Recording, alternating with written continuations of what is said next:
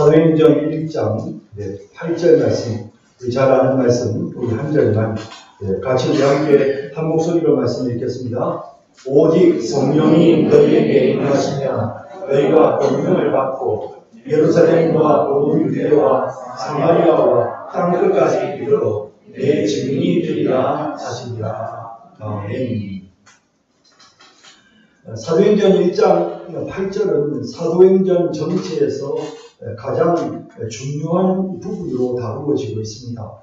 예수님이 승천하시기 전에 그를 따르던 제자들에게 하신 예수님의 마지막 명령이셨고, 또 구약에 약속되었고, 또 예수님께서도 친히 약속하셨던 바로 그 보혜사 성령께서 이 땅에 오셔서 어떤 역할을 하시는지를 우리에게 분명하게 보여주고 있습니다.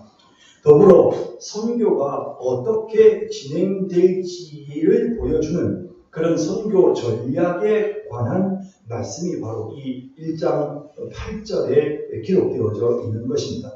물론 사도행전의 내용은 땅끝으로 움직이기보다는 로마 제국의 중심으로 움직인다고 보는 것이 더 정확할 것입니다. 사도행전이 1장에서부터 시작해서 마지막 사도행전 마지막 부분에 가면 이제 바울이 로마에 도착을 하게 되고, 또 그곳에서 하나님 말씀을 전하는 그런 내용으로 마무리가 됩니다. 그런 까닭에 생각해 보면 이 사도행전이 땅끝까지 복음을 전하고 있다라는 생각은 들지 않지만, 그러나 우리가 어쨌든 이런 내용들을 보면서 느끼는 것은 사도행전 1장이 우리에게, 성령이 우리에게 임하시면 예루살렘에서부터 시작된 복음이 온 유대와 사마리아를 거쳐서 땅끝까지 전파되는데, 그 일을 위하여 성령이 임하시고 또 이 사도들을 비롯한 하나님의 교회의 일꾼들이 증인이 될 것이다. 이 일을 증거하는 증인의 역할을 수행하게 될 것이다 라고 이렇게 말씀하고 있지 않습니까? 사도행전 1장 8절이. 그런데 사도행전은 로마까지 복음이 증거되는 내용으로 끝이 납니다. 그런 까닭에 우리는 이제 이 사도행전이 끝난 것이 아니구나 라는 것을 느끼게 되는 거죠.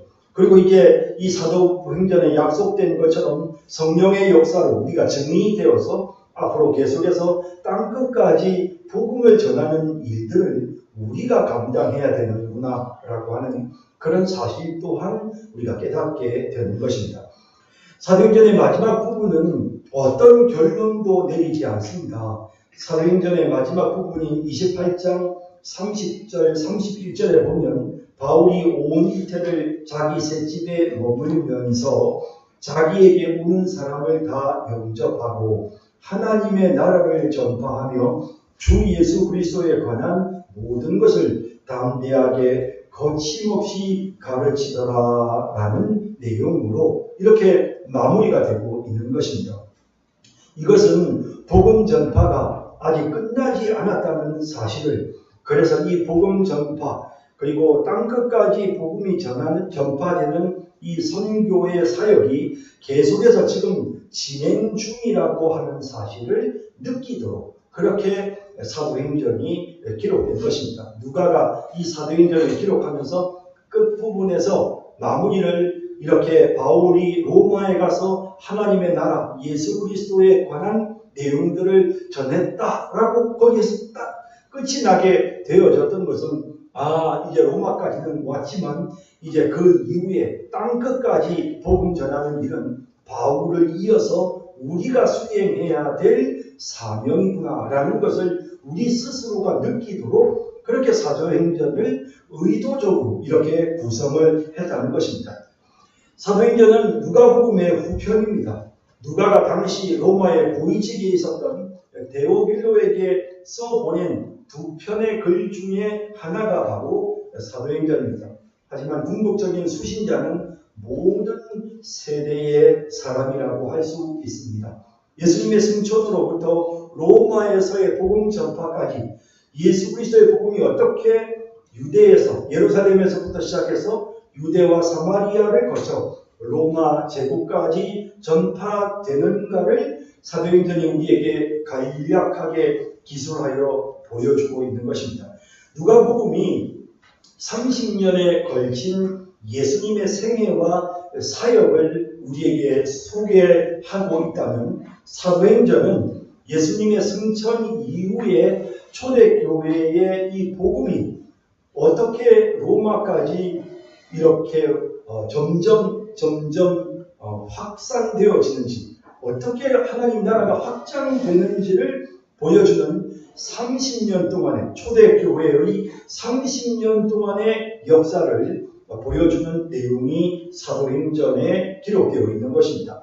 그래서 누가복음에서도 이 기록 목적을 누가가 밝히면서 그리스도에 대해서 이미 알고 있는 이 데오빌로가 이미 알고 있는 내용이지만 더욱더 확실하게 깨닫도록 하기 위해서 누가복음을 기록했다라고 시작하는 것처럼, 역시 마찬가지로 사도행전도 예수님께서 30년 동안 하셨던 사역을 누가복음이 우리에게 확실하게 보여주는 것처럼, 이제 예수님이 승천하신 이후에 30년 동안 이제 교회가 어떻게 복음을 전파해서 예루살렘에서부터 그 복음이 로마까지 전파되게 되었는지를 보여주는 그러한 내용을 사도행전이 우리에게 보여주는 것입니다. 누가복음을 통해 예수 그리스도의 구속 역사에 대해, 예수님께서 어떻게 우리를 구원하셨는지에 대한 구속 역사를 알게 되었다면, 사도행전을 통해서 예수 그리스도께서 이루신 구속 역사가 초대교회에서 어떻게 이해가 되었고 어떻게 전파가 되고 적용되었는지를 우리가 분명하게 사도행전을 통해서 배울 수 있게 되는 것입니다. 그리고 사실 사도행전은 복음서와 서신서를 이어주는 그런 교량 역할을 한다고 볼 수 있습니다. 왜냐하면 사도행전은 복음이 바울을 비롯한 사도들을 통해서 전파된 경로를 구체적으로 알려주고 있는데요. 서신서가 바로 이렇게 사도들에 의해 복음이 전파되는 과정 중에 서신서가 기록되었고, 또 사도들이 복음 전했던 그 교회들을 대상으로 이렇게 서신서가 기록되어졌기 때문에 사도행전을 우리가 정확하게 이해를 하면, 그러면 서신서도 동일하게 제대로 이해할 수가 있게 되는 것입니다. 예를 들어서 사도행전 16장에 보면 바울이 빌립보에 가서 복음 전하는 내용이 기록되어 있습니다. 이런 내용을 보면 우리가 빌립보 교회가 이렇게 만들어졌구나. 그래서 빌립보서에서 사도 바울이 이런 언급을 하고 있구나. 그리고 또 사도행전 28장으로 넘어가면 바울이 이때 동안 셋집에 있으면서 그곳에서 하나님 나라를 복음을 전하는 이렇게 가택연금 상태에서 복음을 전했던 바울이 그곳에서 이제 빌립보서를 기록했구나. 그랬기 때문에 빌립보서의 내용들 중에 바울이 그 로마의 시위대 사람들을 만나서 그 사람들에게 복음을 전하게 되었다는 내용을 말해주고 있구나. 이런 부분들을 우리가 이해할 수가 있게 되는 것이죠. 그래서 기본적으로 우리가 이제 지금 빌립보서를 제가 예를 들었습니다만, 데살로니가 전후서 같은 경우는 더더욱 그렇죠. 바울이 데살로니가에 들어가서 복음 전하는 내용이 사도행전 17장에 기록되어져 있는데 3주 만에 새 안식일 동안 말씀 전하다가 결국에는 유대인들의 핍박으로 인해서 야반 도주하는 이런 어렵고 힘든 상황에 처하게 되거든요. 그런 상황에서 바울이 안타까운 마음으로 데살로니가 전후서를 기록했고요. 그래서 이 데살로니가 후서를 보면 바울이 왜 그렇게 기뻐하고 왜 그렇게 데살로니가 교회 교인들에 대해 감사하는지, 이런 배경들을 우리가 사도행전을 통해서 이해하게 되는 것입니다. 바울이 고린도에 들어가서 복음 전하는 당시에 힘들고 어려운 그런 여러 가지 상황이 있었거든요. 그런 상황에서 바울이 진짜 참 아테네에서의 사역에서 실패하고 인간의 철학과 지식을 가지고 하나님의 말씀을 제대로 잘 전해보려고 했지만 결국 아레오파고에서 그가 전했던 메시지는 결국 실패로 돌아가고 말았습니다. 소크라테스나 또 다른 많은 유명한 그 당시의 철학자들이 아레오파고의 언덕에서 하나님의 말씀, 자기들이 철학을 선포한 것은 영향력이 있었지만 바울이 아레오파고 언덕에서 전했던 메시지는 그 당시의 철학자들에게 먹혀지지 않았습니다. 바울은 몹시 낙심했고 그런 가운데서 고린도에 가서 복음을 전하기 시작합니다. 그렇기 때문에 고린도전서는 내가 너무 연약한 가운데서 고린도를 방문했다. 그리고 내가 정말 인간의 지혜를 가지고 너희들에게 하나님의 말씀을 전하지 않으려고 진짜 성령을 의지하는 마음으로 내 인간의 모든 지식은 배제하고 그저 성령의 인도하심을 따라 너희들에게 하나님의 말씀을 전했다. 이런 내용들이 이제 고린도전서에 기록되어 있는 것입니다. 이런 내용들을 그리고 이제 에베소에 바울이 사역하는 동안 갑자기 이제 고린도 교회를 긴급하게 방문을 하게 되면서 그러면서 문제가 생겨서 고린도 후서를 에베소에서 작성하게 되는 이런 여러 가지 배경들을 우리가 사도행전을 통해서 이해하기 때문에 그러므로 사실 사도행전은 이제 정말 이 서신서가 쓰여진 배경을 우리에게 아주 구체적으로 설명해주는 그래서 우리가 서신서를 조금 더 잘 이해할 수 있는 그런 어떤 배경을 우리에게 제시해주는 그런 역할을 사도행전이 하게 된다는 것입니다. 사실 사도행전은 사도들의 전도 행적을 보여주는 책이죠. 그 이름이 사도행전이라고 되어 있지 않습니까? 그러니까 그 단어가 뜻하는 그대로입니다. 사도들의 행적, 사도들이 어떻게 사역했는지 그 행적을 보여주는 책이 바로 사도행전입니다. 그런데 또 생각해보면 이 복음이 예루살렘에서 시작해서 또 온 유대와 사마리아를 거쳐서 이제 로마까지 땅끝까지 전파되는 과정을 또한 보여주잖아요. 선교가 어떻게 예루살렘에서 시작되어졌고 그것이 어떻게 안디옥을 거쳐서 어떻게 로마까지 가게 되어졌는지의 과정을 사도행전이 구체적으로 보여주고 있기 때문에 그런 의미에서 사도행전은 또 선교행전이다 라고 우리가 이렇게 부를 수도 있는 것입니다. 그뿐만 아니라 사도행전의 가장 중요한 특징 중에 하나는 성령에 대해서 다루고 있다는 것입니다. 사도행전에는 성령이라는 단어가 50번 나오는데요. 그 성령께서 어떻게 오순절에 임재하셨으며 그 이후로부터 성령의 충만함을 받은 사도들에게서 어떤 변화가 나타나게 되어졌는지 성령의 역사로 말미암아 복음이 온 유대와 사마리아와 땅끝까지 전파되는 그런 과정들이 사도행전에 아주 세밀하게 기록이 되어져 있는 것입니다. 그런 이유로 사도행전은 또 성령행전이다 라고 이렇게 우리가 부를 수가 있는 것입니다. 그러면 이 사도행전은 언제 기록되어졌을까? 바울이 로마에서 2년 동안 사도행전 28장 맨 끝부분에 보면 바울이 로마에서 2년간 가택연금 상태에서 복음을 전하는 하나님 나라의 복음을 담대히 전했다. 예수 그리스도에 관한 모든 것을 전파했다라는 내용으로 갑자기 사도행전이 끝이 납니다. 사도행전 28장이 그렇게 딱 끝이 나거든요. 31절에 그렇게 끝이 난단 말이죠. 그것은 무슨 뜻이냐면 이 사도행전이 바로 바울이 로마의 연금 상태에 있었을 때 바울이 로마의 감옥에 갇혀 있는 그때에 이 사도행전이 기록되었다는 사실을 보여주는 것이죠. 그래서 정확한 연대가 AD 63년, AD 65년, 이 어간에 이 로마서가 기록되었다, 이 사도행전이 기록되었다고 우리가 그렇게 볼 수가 있는 것입니다.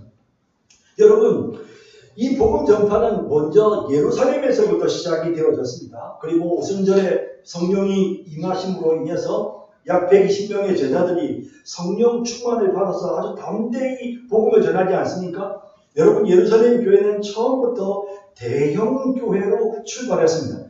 성령의 역사로 말미암아 그들은 사랑의 공동체를 형성합니다. 사도들의 가르침을 받습니다. 하나님의 말씀이 가르쳐지는 교회였고, 떡을 떼어 서로 교제하는 교회였고, 기도에 힘쓰는 교회였던 것입니다. 무엇보다도 사랑의 공동체를 형성해서 자신의 소유를 가난한 사람들에게 기꺼이 제공하는 이런 아름다운 모습을 보여주게 되는 것입니다. 말씀과 교제, 전도, 기도, 사랑의 아름다운 모습들을 통해서 교회는 계속해서 확장되어졌습니다. 복음 전파는 유대인들의 핍박 속에서도 예루살렘에서 유대와 사마리아 지역을 거쳐 이방 지역으로 확장되어져 나가는데요. 스데반의 순교가 정말 아주 그 사도행전 전체에서 스데반의 순교 사건 자체가 굉장한 의미를 가지고 있습니다. 여러분, 스데반이 설교한 내용이 사도행전에 기록되어 있는데요. 사도행전 이제 7장에 보면 스데반의 그 긴 설교의 내용이 기록되어져 있습니다. 그런데 그 사도행전에 기록된 스데반의 설교의 내용이 보면 하나님께서 아브라함을 부르시고 모세를 부르시고 이스라엘 백성들을 광야에서 구해내시고 그리고 그 이후에 다윗과 솔로몬을 거치면서 성전이 세워진 내용이 사실 사도행전 7장에 기록되어 있거든요. 스데반이 설교를 아주 길게 했습니다. 그런데 그 스데반의 설교의 핵심 키워드, 그러니까 이 설교의 주제가 뭐였는가, 그 내용을 살펴보면 그냥 이스라엘 역사를 쭉 나열한 게 아닙니다. 어떻게 되어져 있느냐면 결국 하나님께서 세우신 모세를 이스라엘 백성들이 거부하는 내용을 집중적으로 다룹니다. 그리고 또 하나님께서 모세를 통해서 이스라엘 백성들을 이끌려고 할 때 그들이 하나님을 거역하고 이방 우상들을 숭배하는 내용들을 집중적으로 다룹니다. 이런 내용들을 계속해서 다루면서 그러면서 내용이 계속 흘러가는데 그런 내용은 뭐냐면 결국 하나님께서 이 이스라엘 백성들, 육적 이스라엘 백성들이 하나님과의 언약을 파기하고 하나님을 자신의 하나님으로 섬기려 하지 않았기 때문에 이 언약 관계가 깨지고 말았다라는 사실을 계속해서 말씀하시는 것입니다. 그런 말씀을 통해서 결국 하나님께서 주신 그 하나님의 그 언약이 이 육적 이스라엘 백성들을 떠나서 이제 영적 이스라엘 백성들, 아브라함의 믿음을 그대로 전수한 그런 영적 이스라엘 백성들인 이방인들에게 이제 복음이 선포되게 되었다. 이제 이런 사실을 지금 스데반이 메시지를 통해서 전하는 것입니다. 자, 여러분, 누가복음을 조금 생각해 보십시다. 이제 누가복음 우리가 읽은 지 얼마 안 됐으니까 조금 기억해 보시면 누가복음의 메시지를 제가 전하면서 계속해서 어떤 표현을 썼느냐면 그 당시의 종교 지도자들, 진짜 그 당시의 그 인사이더, 그 핵심 세력이었던 사람들이 구원받는 것이 아니라 아웃사이더, 사람들로부터 소외당하고 그리고 정말 가지지 못한 가난한 사람들, 귀신 들린 사람들, 여인들, 이런 아웃사이더들이 누가복음을 통해 구원받는 내용, 그들이 하나님 앞에 중심에 서는 모습을 보여준다. 그래서 세리와 죄인들이 구원받는 내용들이 누가복음의 주제였습니다. 특히 누가복음은 가장 그 당시에 아웃사이더였던 이 이방인들이 구원을 받는 그런 과정들을 보여주는 것입니다. 자, 그래서 누가복음에 이어서 사도행전을 기록하면서 우리에게 무엇을 보여주려고 하느냐 하면 구원의 복음이 자기들이 스스로 정말 구원받았고 똑똑하고 성경을 많이 안다고 생각했던 핵심, 당시에 이스라엘 조직의 핵심에 있었던 종교 지도자들과 같은 이런 사람들이 구원받는 것이 아니라 정말 의인을 부르러 온 것이 아니라 죄인을 부르러 구원하기 위해 오신, 잃어버린 자를 찾아 구원하러 오신 예수 그리스도의 그 구원의 사역으로 말미암아 이방인들이 구원을 받게 된다라고 하는 이런 사실을 사도행전이 우리에게 분명하게 보여주고 있는 것입니다. 그래서 말입니다. 우리가 이제 사도행전을 이렇게 읽어보면 사도행전의 분위기가 점점 어떻게 바뀌느냐 하면 예루살렘에 핍박이 찾아오고, 그래서 스데반의 순교를 통해 일어났던 이 핍박이 이게 어떤 촉매 역할을 합니다. 그래서 그게 복음이 이제 이방인 세계를 향하여 나아가는 아주 결정적인 역할을 합니다. 예루살렘 교회가 부흥하고 성령 충만하고 기쁨이 넘치고 역사와 기적이 일어나는 그런 은혜로운 교회였지만, 스데반의 순교 이후에 핍박이 찾아오면서 교회가 풍지박산이 나고 성도들이 흩어지게 되죠. 그러면서 흩어진 사람들이 사마리아에 가서 복음을 전하기 시작하는 것입니다. 흩어진 사람들이 안디옥에 가서, 수리아 안디옥에 가서 복음을 전하기 시작하는데, 그렇게 하다 보니 자연스럽게 이방인들에게도 복음을 전하게 되는 이런 내용이 나오기 시작하는 것입니다. 그러면서 무엇보다도 결정적이었던 것은, 그것은 사울이라고 하는 한 사람의 회심. 이 사람은 아주 정말 그 부모가 아주 유대인으로서 또 바리새인으로서 아주 율법에 정통한, 그래서 그 부모의 자녀로 태어난 사울은 어려서 가말리엘, 당시 최고의 지성이라고 하는 가말리엘이라고 하는 랍비 밑에서 실제로 율법을 전수받은 가장 뛰어난 이 유대교의 핵심 인물이었습니다. 그랬던 사울이라고 하는 인물이 스데반을 죽이는 일에도 앞장을 섰던 그가 이제 다메섹에 있는 그리스도인들을 핍박하기 위해서, 잡아서 체포하기 위해서 체포영장을 대제사장으로부터 받아서 이제 그곳으로 가고 있는 도상에서 드디어 예수님을 만나게 되고, 그 만남을 통해서 그가 즉시 예수를 구약에 예언된 메시아로 사람들에게 전하고 하나님의 아들이시라고 예수님에 대해서 선포하는, 그래서 복음을 이방 선교를 위한 하나님의 도구로서 바울이라는 한 인물이 준비가 되는 이런 과정을 보여주는 것입니다. 그뿐만 아니라 사실 초대교회의 사도들조차도 복음이 이방인들에게 전파되는 것에 대한 개념이 아직 잘 없었어요. 그래서 그저 유대인들만 구원을 받는다고 생각하고, 또 구약시대의 전통을 따라서 이방인이라 하더라도 할례를 받으면 그러면 하나님의 백성이 되고 구원받을 수 있다는 게 그게 구약의 전통이었기 때문에, 그래서 그 구약의 관습을 그대로 답습하고, 그래서 신약시대에도 교회에서 마찬가지로 동일하게 그저 정말 구원받는 것이 할례를 행해야만, 율법을 행해야만 구원받는다고 생각했던 이들이, 그런 까닭에 할례를 받지 않은 자들에게는 복음도 전할 수 없고 할례 받지 않은 자들에게는 세례를 베풀 수도 없다고 생각했던 이들이 하나님의 특별하신 인도하심으로 이제 베드로가 고넬료를 만나서 고넬료에게 복음을 전하고, 그리고 무엇보다도 고넬료에게 복음 전하는 그 순간 이방인 고넬료가 그의 친구들에게 성령이 오순절날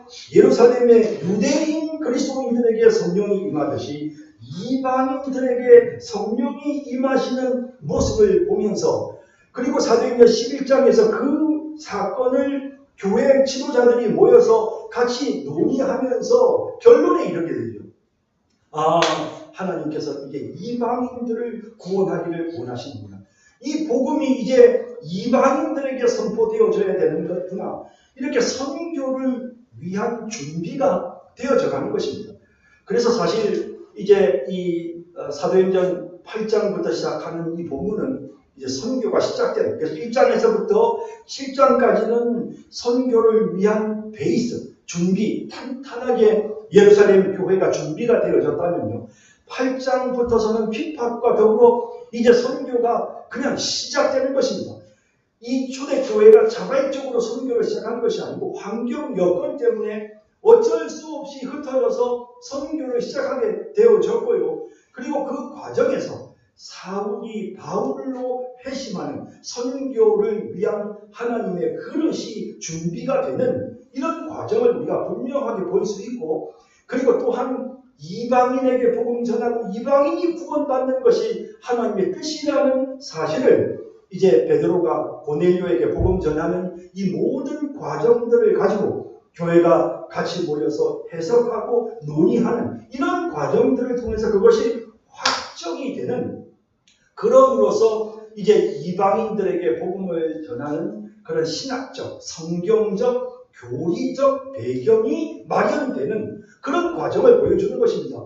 그래서 이제 본문의 내용은 사도행전 이제 11장을 거쳐서 12장으로 넘어가면 이제 사람들이 안디옥, 수디아 안디옥이라는 곳에 가서 본격적으로 선교를 시작하고 이방인들에게 본격적인 복음을 전하기 시작하면서, 그러면서 이제 이 수디아 안디옥 교회라고 하는 선교의 중심 센터가 예루살렘에서부터 이제 안디옥으로 옮겨오는 이런 과정을 사도행전이 우리에게 12장까지 해서 그 내용을 보여주는 것입니다. 아, 이렇게 해서 이제 선교가 시작이 되는구나 하는 것을 보여주는 것입니다.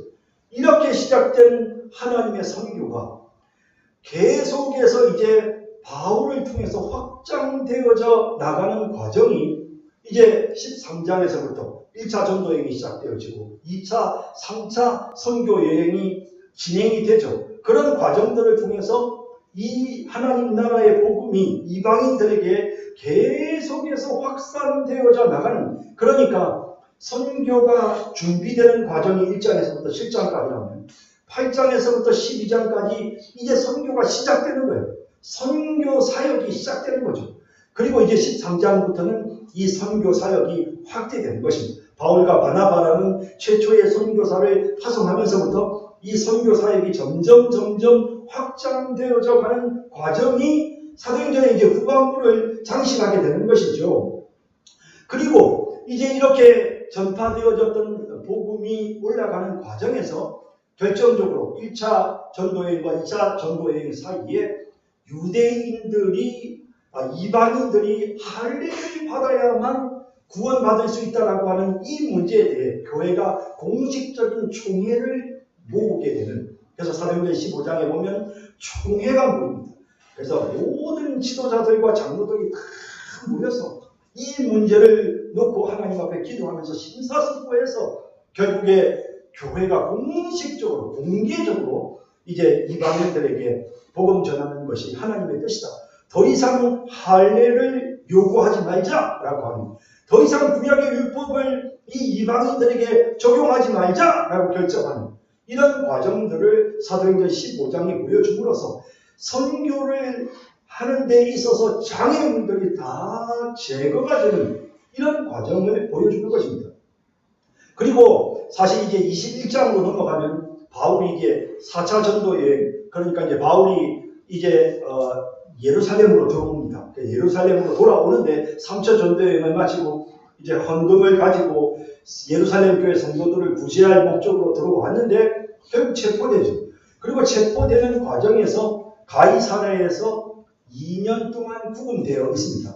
그 과정에서 유대인들이 바울을 죽이려고 막 애를 쓰죠. 그리고 베스도, 벨릭스라고 하는 로마의 총독들 앞에서, 아그리파 왕 앞에서 바울이 복음 전하고, 그 많은 유대인들 앞에서 바울이 하나님의 메시지를 전하고 자기가 구원받은 것을 전하는, 그래서 이런 과정들을 통해서 복음의 메시지를 다시 한번 전하지만 중요한 것은 뭐냐면 바울이 결국에는 복음을 전해도 유대인들은 받아들이지 않고 바울을 죽이려고 한단 말이죠.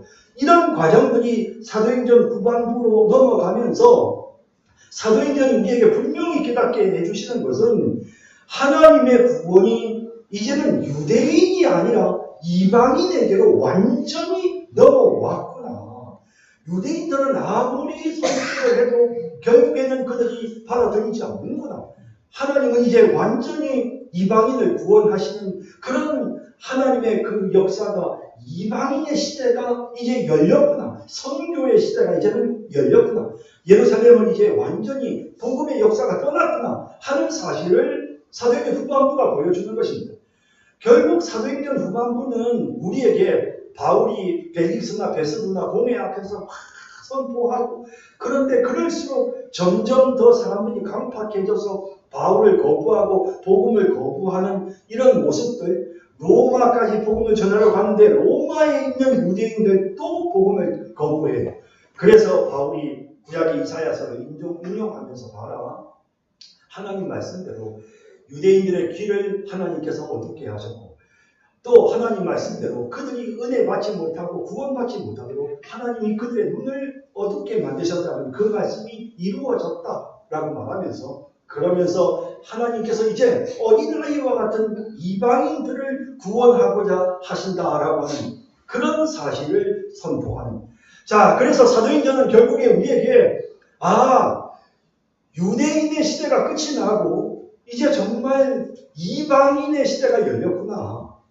구약의 유대교로부터 이제는 완전히 떠나서 구약 성전 중심의 구약 율법 중심의 그런 어떤 종교적인 관습에서부터 완전히 떠나서 이제는 이방인들에게 복음이 전파되어지고 하나님의 성령의 역사로 말미암는 새로운 언약의 시대가 시작되었구나라는 사실을 사도행전이 우리에게 분명하게 보여주고 있는 것입니다. 자, 그래서 이제 이런 우리가 관점을 가지고 이런 맥락을 우리가 이해하고 사도행전을 읽어나가면 그러면 사도행전이 참 재밌고 그래서 이렇구나. 예루살렘을 떠나고 한 사람 한 사람이 자꾸 예루살렘 벗어나고 이제 베드로가 중심이었다가 이제 13장부터는 바울이 중심으로 나아가게 되어지고 예루살렘에 관한 이야기가 계속 처음엔 다루어졌지만 나중에는 안디옥 교회에 대한 이야기들이 막 다루어지더니 이제는 복음이 전 세계 전 지역으로 전파되는 이런 과정들을 사도행전이 계속해서 보여주는 것입니다. 결론입니다. 사도행전은 우리에게 정말 이제 하나님의 복음의 역사가 하나님이 주신 구원의 촛대가 유대인으로부터 이방인에게로 옮겨졌다는 사실을 명확하게 보여주고 있습니다. 바울은 로마서에서 이 사실을 한 번 더 언급하면서 하나님께서 참 감람나무 가지를 꺾으시고 그리고 하나님께서 돌 감람나무를 그 구원의 원뿌리에 접붙이셔서 그래서 그 돌 감람나무가 참 감람나무가 되게 하셨다고 말씀하셨습니다. 그러면서 또 한 가지 너희가 꼭 기억해야 될 것이 있다. 하나님께서 이렇게 참 감람나무 가지도 꺾어버렸다면 돌 감람나무였다가 이제 참 감람나무 된 너희도 기억해라. 너희들이 정말 하나님 앞에서 그 모든 복음의 사역들을 감당하지 않냐고 너희가 교만한 자의 자리에 있게 된다면 너희도 꺾여질 것이다. 라고 그렇게 경고하시는 로마서의 그런 내용을 우리가 발견하게 되죠. 9장에서부터 11장까지 해서 그런 내용들을 다루고 있습니다. 이런 사실들을 우리가 생각하면서 하나님께서 우리에게 주시는 이 구원의 촛대, 하나님이 주신 이 선교의 사명의 촛대, 우리가 이 사명을 감당해야 될 것입니다. 이 구원의 복음을 통해 우리가 구원받았고 또한 이 구원의 복음을 우리가 전파하는 또 다른 땅끝까지 많은 사람들에게 복음 전하는 그런 하나님의 도구로 쓰임받는 우리 모든 성도님들이 다 되시기를 주님의 이름으로 축복합니다.